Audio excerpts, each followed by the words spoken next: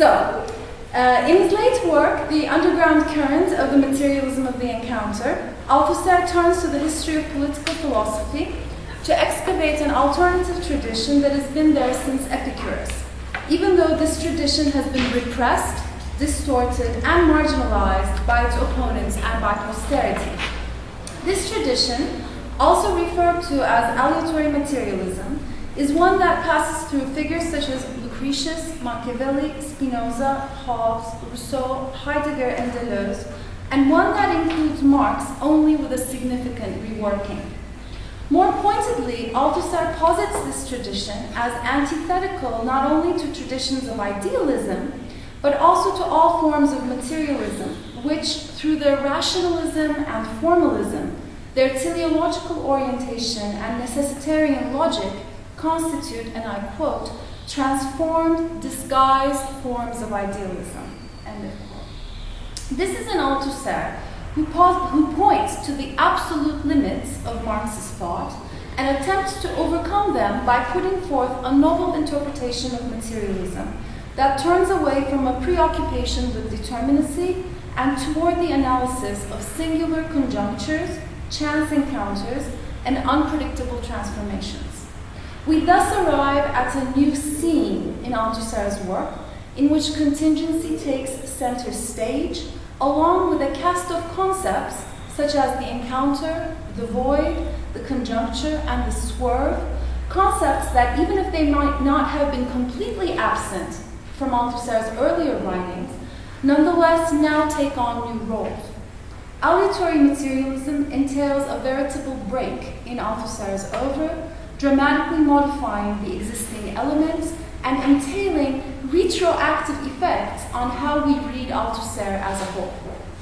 Today, it is from the lens of his work on aleatory materialism that I want to revisit Althusser's theory of ideology. In so doing, I propose to revisit the broader manuscript, originally written in 1969, but only posthumously published in France in 1995, from which the widely read and critically acclaimed Ideology and Ideological State Apparatuses essay was extracted by Althusser himself. In other words, I want to open a retrogressive path between two posthumously published texts on the reproduction of capitalism and the underground current of the materialism of the encounter. What I'm proposing is a décalage that moves us into the past, taking off from Althusser's writings on the materialism of the encounter back to the work on the ISAs. These manuscripts ostensibly present us with two faces of Althusser, the structuralist and the conjuncturalist, the determinist and the contingent, the historical materialist and the aleatory materialist. But as I hope to suggest, we can also go beyond such a reductionist juxtaposition that doesn't do justice to the complexity of Althusser's thought. On the reproduction of capitalism, perhaps in a form much more accentuated than the short essay on the ISAs, reveals an orthodox commitment to Marxism-Leninism, one that rings almost archaic to contemporary ears, that permeates Althusser's arguments.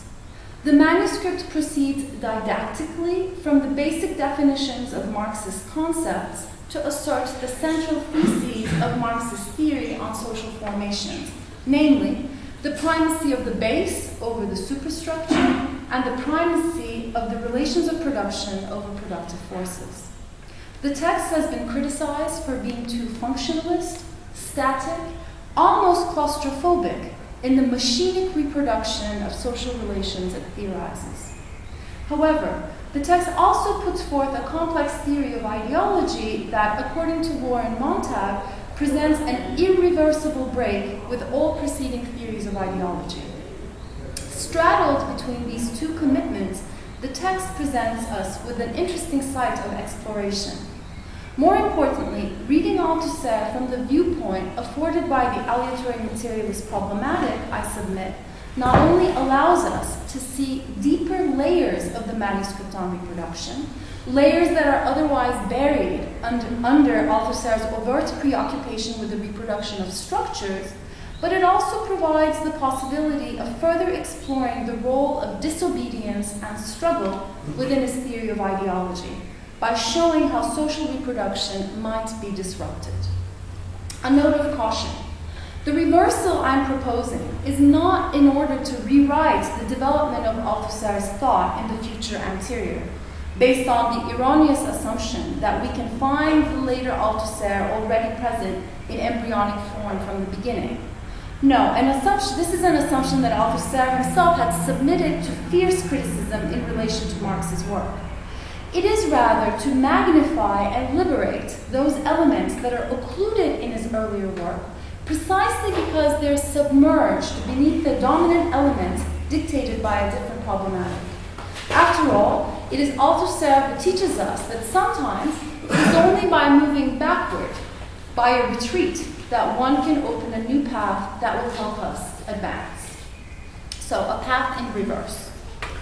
Viewing on the reproduction of capitalism from the aleatory materialist problematic, one is immediately struck by the dual conception of materiality that inhabits the same manuscript. Althusser's manuscript opens with a conventional sense of materiality that views a social formation through the prism of the base superstructure metaphor, in which the material basis comprises of the relations of production and productive forces, in turn composed by the combination of the objects and instruments of labor and labor power. This material basis is the anchor of the social formation, which determines, in the last instance, the superstructure and their different levels of effectivity. Althusser then moves to complicate this conception of materiality that dominates the Marxist perspective by shifting the viewpoint to that of social reproduction. Because the reproduction of the conditions of production necessitates the reproduction of the skills and comportment of laborers, his argument goes, we need to attend to the mechanisms by which submission to the existing order is reproduced. In a class society, it is ideology, state ideology, that does the work of ensuring submission. This ideology, he contends, is concretized in ideological state apparatuses. Here we encounter one of the most innovative features of Althusser's theory of ideology, namely his assertion of its materiality. Counterpoised to the predominant conception of ideology as a system of representations that come from ideas, which are then translated into beliefs and actions that conform to these beliefs, Althusser's approach eliminates the independent ideality of ideology, making it materially immanent to practices and apparatuses. Following Pascal's critical injunction, kneel down, move your lips in prayer, and you will believe, Althusser substitutes comportment in place of consciousness, or comportment as consciousness, refusing a mind-body dualism. Althusser argues that ideas are, and I quote, material acts inserted into material practices regulated by material rituals, which are themselves defined by the material ideological apparatus from which they derive, end of quote. The immediate ramification of this statement is the move from ideas to practices, but Althusser's shift further involves the qualification of materiality into different modalities, represented by the proliferating use of material as adjective. Althusser continues, and I quote, the materiality of a walk to church to attend Mass, of kneeling, of making the sign of the cross or penance, a gaze, a handshake, an outer verbal discourse, or inner verbal discourse, consciousness, is not one and the same materiality, end of quote. The conception of materiality thus developed stands in strong tension with the one that refers to the base or infrastructure, connected only by successive mediations introduced to connect them, the mediation of apparatuses, rituals, practices, actions, and discourses. Aleatory materialism, in my opinion, accentuates the conception of materiality inhabiting Althusser's thesis that ideology has a material existence, and augments its complexity. It continues to think the specific modalities of materiality beyond the relations of production and productive forces. It proliferates the kinds of materiality to encompass practices, experiments, experiences, discourses, gestures, and traces, leading ultimately toward the singularity of each. This singular or singularizing materialism is built on a nominalism that recognizes the irreducible plurality of the world in which, and I quote, there exists nothing but cases, situations, things that befall us without warning, end of quote. On the other hand, this conception of materiality, when taken up in connection with the centrality of contingency, calls into question Althusser's necessitarian account of social reproduction, working to destabilize the machinic reproduction of existing structures and implying that they are open to the effects of what is unforeseeable, unexpected, or least probable. It urges us to move away from a determinism that proceeds by tracing, and I quote, ordered successions deduced from an origin that is the foundation of all meaning, or from an absolute first principle or cause, end of quote. Putting contingency at the center entails focusing instead on the sequences of aleatory encounters, which, if they take hold, produce contingent structures that become necessary as a consequence of their reproduction. Such a view does not deny determinacy, but it does question its iron laws. Althusser will write, the necessity of the laws that issue from the taking hold induced by the encounter is, even at its most stable, haunted by a radical instability. End of quote. Revisiting Althusser's problematic of ideology in this light, we begin to see not only the specific histories of different state apparatuses, which helps to denaturalize them, but also the volatility that permeates the state apparatuses and their material practices, which helps to demystify them. In light of the contradictory nature of reality, Althusser argues, everything can change at the drop of a hat, revealing the aleatory basis that sustains them, and can change without reason, that is, without an intelligible end. Aleatory materialism also throws into sharp relief the many instances in the manuscript where class struggle, acting out the contingency in history, constantly disables or counteracts the general functionality of apparatuses and the smoothness of the process of social reproduction. It imparts a heightened significance to the delineation of ideological state apparatuses, not only as the material concretization of dominant ideology with a crucial role in social reproduction, but also the relatively, and I quote, fragile institutions, especially in comparison to the repressive core of the state, that are prone to the grating effects of popular struggles. From this perspective, the historical discussion in the broader manuscript gains critical importance. Throughout Althusser's historical discussion, which is for the most part eliminated from ideology and ideological state apparatuses essay, class struggle takes place both outside and within the apparatuses, impacting these apparatuses in ways that are neither identical nor predictable. For example, Althusser demonstrates how the struggle between the bourgeoisie and the feudal aristocracy benefited the workers' political organizations, but not the workers' economic organizations, displaying the aleatory effects of class struggle on the political ISA and the associative ISA. Similarly, Althusser's analysis of Bonapartism positions it as an aleatory response within the political ISA, even a contradictory one in conflict with the dominant ideology of liberalism, developed in order to quell the threat of class struggle from below, as a solution to put the masses back into their place after they've helped the bourgeoisie acquire power. Moreover, Althusser considers contemporary working class organizations, trade unions, and parties as the precarious triumph of the working class, or a concession that the dominant class had to make, or once again as the aleatory effects of class struggle, this time between the bourgeoisie and the working class. He thus stresses the different degrees of autonomy these institutions have from state ideology, suggesting also how they operate under the constant threat of reformism insofar as they are part of the state.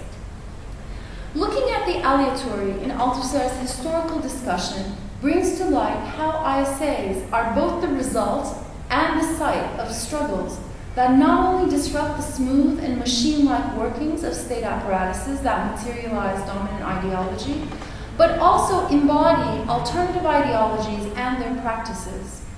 It therefore lends greater credence to Althusser's assertion that the ISAs are the, and I quote, object and theater of class struggle. While these examples can be considered tangential to an approach that emphasizes the reproduction of dominant ideology, they are central, in my opinion, to the aleatory materialist reading of the ISAs. As a result, dominant ideology appears much less homogeneous and total. On the contrary, it is rife with internal contentions, antagonisms, and struggles.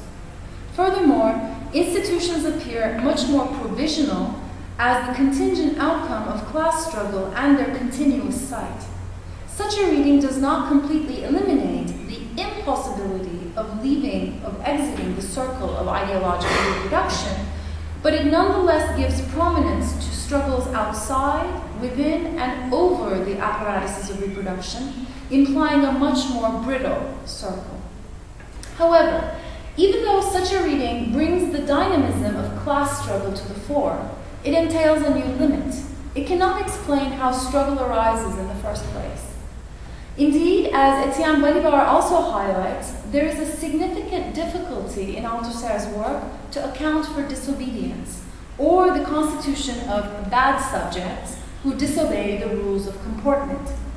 Althusser's thesis on the materiality of ideology displaces the idealist construction of the Enlightenment subject as the source of ideas and the author of her actions into a subject whose comportment is rather the effect of structures and the material practices that are associated with them. Since there is no outside of the social whole that molds us into subjects, subjectivity partakes of the omni-historical structure of ideology modeled after the unconscious. This implies an atemporal subjectivity, or a timeless universality. Not only is every subject interpolated in the same way, but each is always already a subject. With these enigmatic theses that attribute the teleological certainty of subjection/subjectivation to interpolation, Althusser pushes ideology into the unconscious and renders subjects captive to ideological reproduction. In this vein, Balibar notes how Althusser seems to offer no line of escape except for a tragic notation in passing, where Althusser refers to the fact that there are bad subjects who refuse to turn around to answer the call of the subjecting authority at the risk, in fact, of their life or their mental integrity. This is a quote from Balibar. Similarly, Judith Butler insightfully detects in Althusser's scarcity of references to bad subjects the contradictory nature of the very expression of bad subject, as one who is not yet subject, or, I quote, not yet to have acquitted oneself of the allegation of guilt.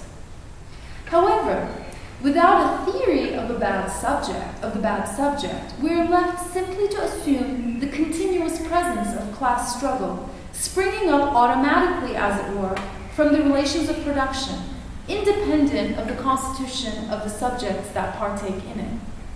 Bringing aleatory materialism to bear on Althusser's theory of ideology, I contend, is most helpful here, as it provides a new solution to the aporia of interpolation. So now I turn to bad subjects. Before turning to how the aleatory materialist reading offers to alter Althusser's conception of subjectivity to make room for disobedience, let me briefly revisit the paradoxical scene in which exceptionality is introduced within interpolation. As is well known, in this mise en scène of interpolation, Althusser describes the constitution of the subject by the act of turning around to the police hail. Hey, you there. And Althusser writes, I quote, with this simple 180-degree physical conversion, he becomes a subject. Why? Because he has recognized that the hail really was addressed to him, and that it really was he who was hailed, and not someone else. End of quote. The police hail plays a central role in this drama of subjection-subjectivation, whose theatrical quality is underscored by Althusser himself. Even while Althusser identifies hailing as an everyday ritual, one that may be issued by or not by the police, even while he insists that the formal structure of ideological interpolation is the same, he also notes that with the police hail, it takes spectacular form, thereby standing as a limit case for every interpolation. What is this limit? Let us read Althusser more closely. It's a relatively long quote. Hailing as an everyday practice governed by a precise ritual takes spectacular form in the police practice of hailing. Hey, you there. It functions in very similar forms in interpolating or summoning at school. Police hailing, however, unlike other kinds of hailing, is repressive. Your papers. Identity, concentrated in first and last names and so on, makes it possible to identify the subject, presumed in police hailing to be more or less suspect, initially presumed, that is, to be a bad sort. Thus to identify him without confusing him with another subject, and either let him go, it's all right, or take him in, follow me. With consequences similar to all who have been taken in at a popular demonstration. What are these consequences? A shift to casual forms of address or a casual beating, a night at the police station, and the whole terribly material ritual that ensues when policemen recognize a bad sort, a bad subject. The interpolation is spectacular not only because it issues from the repressive state apparatus, but also because it is accusatory, as it involves the presumption or suspicion of guilt on part of the one hailed, the implication, as Althusser puts it, of being a bad sort, which assigns the one hailed the task of proving her innocence so that she can be let go. Insofar as the accusatory nature is constitutive of interpolation as such, we can conclude with Judith Butler that subjectivation requires constantly being in the process of acquitting oneself of the accusation of guilt. At stake also is always a reward, since exculpation from accusation, i.e. the proof of innocence, produces freedom. One is let go rather than taken in. One is thus constituted as a free subject that doesn't need to be subjected to violent repercussions, ranging from a casual beating to a night at the police station. In other words, one is set free on the very condition that one is captured by the state. In all hails, Althusser seems to suggest, the guarantee of subjectivation is the confirmation that the subject is a good subject, subjected, that is, to the good ideology, ideology apposite for social reproduction, state ideology. However, 9 times out of 10, Althusser writes, individuals respond to the hail that was meant for them, proving themselves good subjects. This means that in 1 out of 10 cases, interpolation fails. For those, the repressive apparatus of the state is always ready.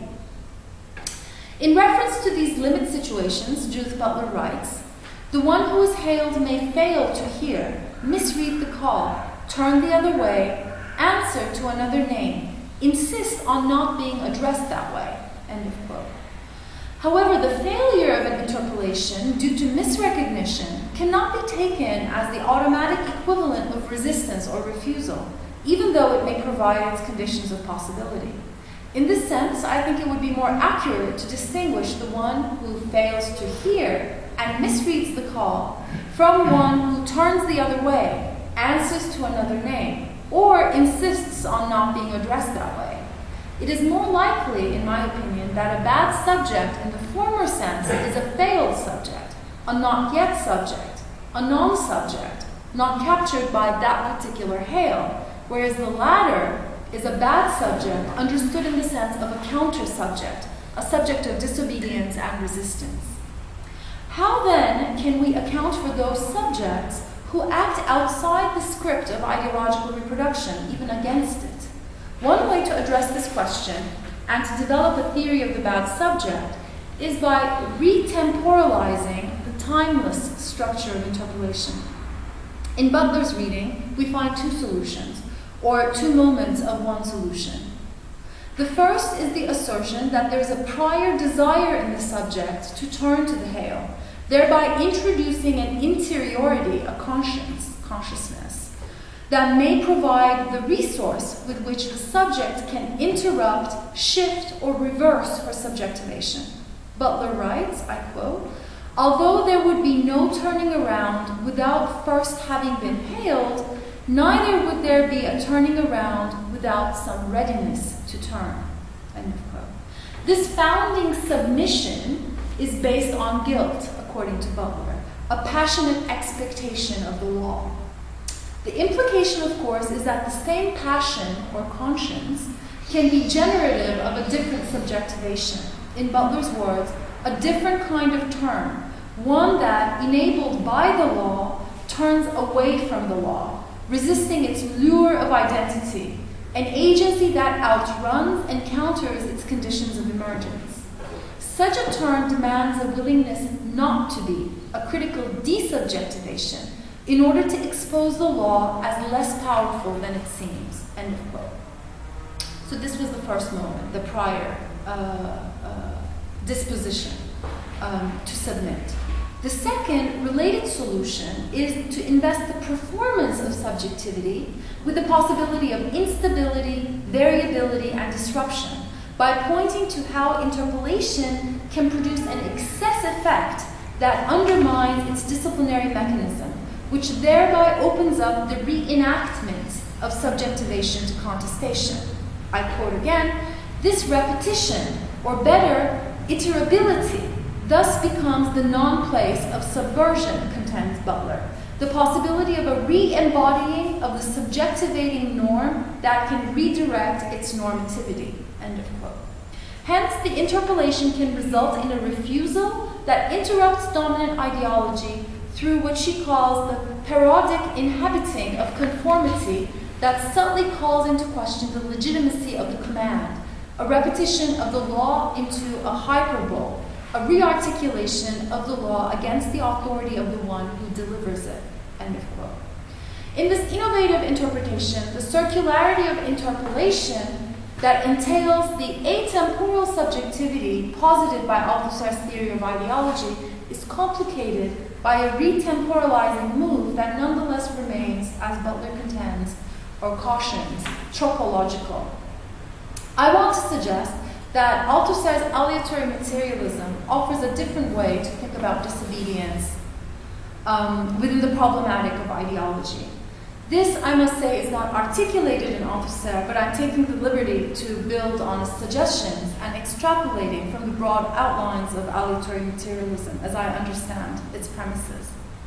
In my opinion, the aleatory materialist alternative provides a solution to the problem of disobedience by privileging the idea of an aleatory sequence of interpolations over the timeless structure of interpolation, or at least thinking them together.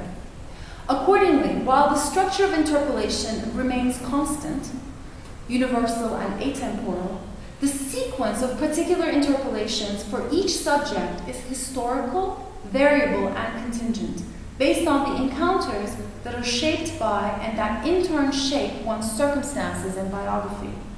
These interpolating encounters subjectivate in successive, shifting, contradictory, and cumulative ways, creating an overdetermined process of multiple subjectivations, whose structuration can be retrospectively studied, but whose specific configuration cannot be directly derived from an originary principle, in this case, dominant ideology.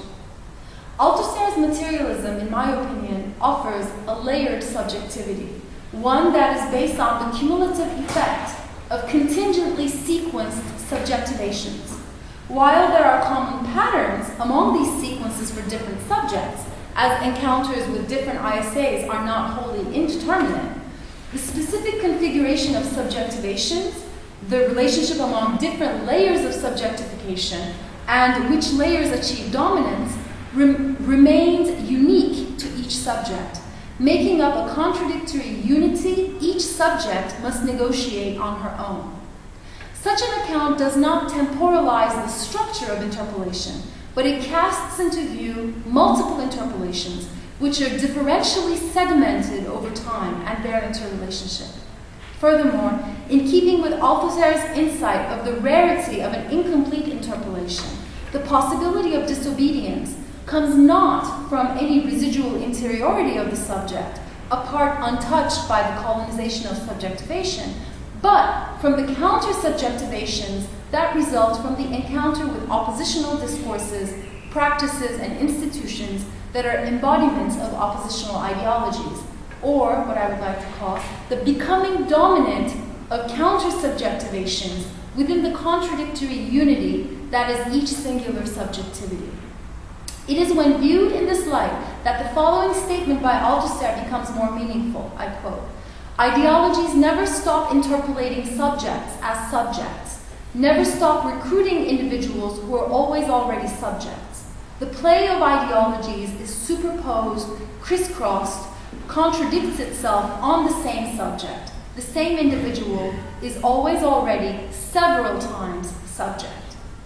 Aleatory materialism thus brings to the fore what remains latent and underdeveloped in that manuscript, namely, that each subject is an overdetermined effect of the sedimentation of multiple subjectivations that result from the encounter with multiple ideologies, either as rivals that combat one another as they are materialized in different institutions and practices, or as differential internal fractions of dominant ideology. These ideologies may reinforce one another, they can coexist in tension, or openly contradict each other. Insofar as these ideologies are at odds with one another, they can lead to conflicts of conscience, pulling the subject in different directions at once. Consequently, disobedience or resistance to authority must arise, if it does, as a result of the conflict between different subjectivations that arise from multiple encounters, some of which are fleeting, others more sustained and recurrent, that interpolate the subject. The resistance of the subject, then, must be sought in the encounters that provide the conditions of possibility of the activation of the layers of counter-subjectivation, catapulting them into dominance in the complex and stratified unity of the subject, thereby enabling both individual and collective resistances and refusals. Aleatory materialism thus renders subjectivity as the site of fierce struggles. With the conception of stratified subjectivity, aleatory materialism enacts a new shift in the problematic of ideology, a new décalage, in which subjectivity, more than state apparatuses, become the theater of revolutionary politics. I can stop here, or if I have a few more minutes, I have 5 minutes. 5 more minutes. Okay, thank you. In his note on the ISAs, written in 1976, Althusser will correct his earlier overstatement of the internal unity and homogeneity of dominant ideology and be more attentive to the fissures within it. I quote, "The dominant ideology is never a fait accompli of class struggle that is itself exempt from class struggle," he argues. In response to critics, Althusser writes that class struggle has been at the heart of his concerns all along. An increased emphasis on the instability of existing structures is already visible in Althusser's insistence on how struggles between the dominant and the dominated classes, but also within the dominant class itself, present a constant challenge for the reproduction of the relations of production. However, while Althusser allows room for resistance to dominant ideology, he understands it only as a derivative form of class struggle, a direct or indirect echo of class struggle, whose existence must in turn be assumed. Proletarian ideology, which in Althusser's view is at times present within the state apparatuses in the form of parties and trade unions, but mostly outside them, embedded in the conflictual practices of class struggle itself, interpolates subjects as militant subjects, bad subjects not as non-subjects, but as counter-subjects. Althusser seems to propose that militant subjectivation is simply the effect of interpolation by a different ideology, i.e., neither a lack of subjection nor an incomplete subjectivation. Nonetheless, it is the scientific character of proletarian ideology, according to Althusser, that enables it to decenter the structure of ideological interpolation, even if it cannot overcome it completely. It thereby provides a critical subjectivity within ideology, since there is no outside, by enabling an internal distance, so to speak, that is provided by its knowledge of history and practice of critique. Even if we were to adopt a more capacious understanding of emancipatory ideologies that can subjectivate in critical and oppositional forms, questioning the privileged role Althusser grants to Marxism by way of its scientificity and systematicity, Althusserian freedom, as Balibar writes, would perhaps not amount to much more than shifting from one identification or one interpolation to another. Aleatory materialism, however, proposes to think this freedom not simply as a matter of voluntarism or of arbitrary choice, or even the effect of Marxism's scientificity, but rather as a partly unconscious process of the becoming dominant of a counter-subjectivation among many subjectivations that are sedimented in the layered subject, as a result of its activation by different interpolating encounters, experiences, practices of struggle on the one hand, and a partly conscious internal struggle with the contradictions in her subjective unity on the other. Overall, then, in the midst of the largely static, unchangeable construction of society that permeates the functionalism of Althusser's discourse, we find the space for a multiplicity of subjects, each with their unique constitution of layers of subjection-subjectivation that deposit the contingent history of contradictory interpolations, holding in store their unpredictable effects.